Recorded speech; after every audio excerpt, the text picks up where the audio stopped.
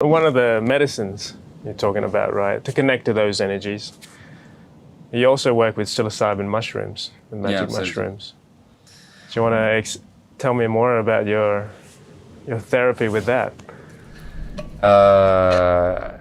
Interestingly enough, it's been a few years, about the process of between thinking that would be or feeling it would be not the right thing to do, but my right thing to do.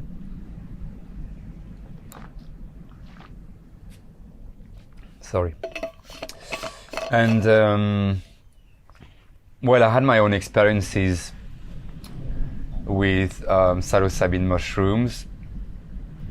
Interestingly enough, you have different things in psilocybin, and also the stuff you get in Amsterdam, or like a more cheesy stuff, or not as potent, or not, because again, the product is going to take the energy of the people who deal with it, or the intention of the product. So it's something touristy, like in Amsterdam, in tourist shops. It was different, the energy. I felt I could compare it with mild LSD experiences for a while, until these points of experiencing a mushroom called derrumbe in San Jose. You have two types of super special endemic mushrooms in the Sierra.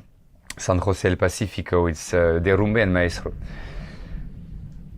Two psilocybin mushrooms, and I had my strongest mushroom experience, and one of my strongest psychedelic sacred experiences with these derrumbe mushrooms. And from there, I started connecting and say, okay, I can use it differently. We know that mushrooms can be used to cure depression and anxiety. We know some uses been studied and stuff. So how do we make it something different, but meaningful and efficient? And naturally, through my process of accepting and sharing my own therapies, I came to the point of, why not trying microdosing? So I got interested. That was also 3-4 years ago. I stayed in a mushroom community in Guatemala 4 years ago, learning mushrooms, studying mushrooms. I was picking mushrooms, not psychedelic mushrooms, which are also edible, but like edibles. It's all edible mushrooms, But like in Canada, I was going English teacher. I wanted to go out of the structure, conventional structure. Anyway, more and more interested, because you have lots of mushrooms which are not psychedelic mushrooms, and which have amazing uses. So to the point of studying how mushroom can eat plastic, to recycle plastic, or eat cigarette butts. So it was getting into that science and spirit. So it was a good match. I liked it. Anyway, all the way to this point, it started for the first time probably 2 months ago.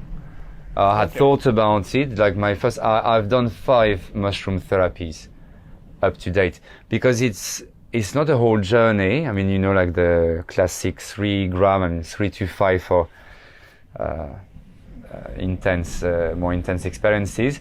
But it's not what I like with microdosing is short term. You go 2-3 weeks, you go 2 days on, 1 day off, or 1 day on, 1 day off, which I'd rather recommend to start with. And you go 0.1, 0.15 grams, and then you see how it works, how you feel, because you don't feel it, but it still enhances the thing as well. Yeah. That's what I found. And me too. But this time, I felt it should have to be. It would have to be something different, a bit deeper, but not going the whole journey, because it's a responsibility. I've had some people, it was the first time, so you had to be mild, and otherwise I have to spend 8 hours with a person to initiate. Or anyway, although it was just 1 therapy a day, because I knew it was a lot of energy and it's very profound. So I tapped into between 0.5 and 1 gram. And it's been interesting. It started with a very special person who has the Crohn's disease. The Crohn's disease, what's that? Well, it's a disease that affects your nervous system, endocrine system. You can get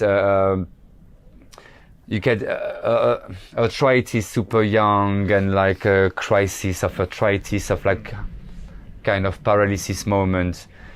And this person, this woman, she was diagnosed with the Crohn's disease at age 7. So I believe in the psychosomatics, also through quantum physics, of like the power of thoughts and feelings and emotions, how it affects our body, that everything we manifest here, basically it's part of what we manifest here.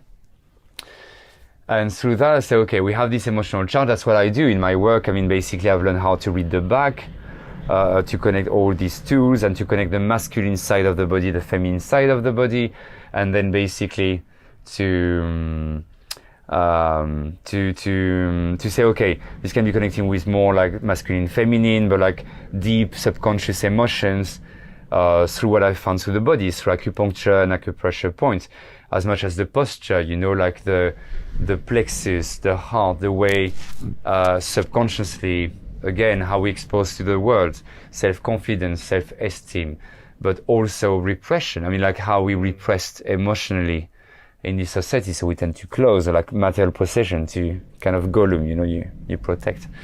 So you close in, and like it gives a lot of physical issues. But like understanding that everything is emotional to the point it can be karmic, that I believe in reincarnation, not necessarily as human.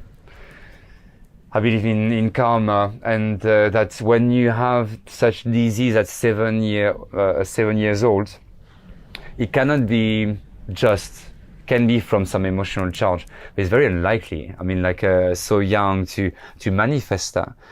So it has to come from somewhere, something else. So I said, okay, why not using mushrooms to do some regression? I work with hypnosis as well, through the deep state of relaxation of the therapies. But sometimes with mushrooms we can speak and like exchange and go deeper down the rabbit hole and try to explore maybe other lives and see what we can bring to this physical plane, to release it and heal it and let it go. That's what the whole thing. So it differs from the classic mushroom study, to the point where I'd like to do this holistic medicine center in Chacahua. Before this year, we see how I can manifest it, but it's going to happen. I'm going to manifest it. I know it's the way somehow. I have to follow. And working, like I've been talking with doctors and stuff, I mean, to study, again, magnetic resonance is very expensive, but like study the brain and see how we can evolve. I believe in telepathy, empathy. Again, we get into this thing, I don't want to make it too long, but like words are loaded with prejudices and judgment, and we live in a machist society. We want to change that without falling into feminism either. It has to be humanism, the middle way. And yet we still use these words, they're loaded. And I believe if we limit the use without thinking of trying to invent an Esperanto and like a union language, Bebo, so it hasn't worked. So like making something more like, to limit without limitations, but like not to use so many words, like develop the brain, the true potential of the brain, and trying to develop telepathy, seeing the patterns, how it works, working with kids, working with adults, I don't know. Another bracket, I mean, kids are fundamental with the seed and stuff. Everyone says that, like, seeds, I mean, we don't know how they're going to germinate, but I mean, the kids, it's the future. The future doesn't exist. So, I mean, I love working with adults as well because they're the present. Right now, we can already change, and we know the thing we can change is ourselves, and only then can we change the collective through our energies. But that's the mushroom progress until now, and we see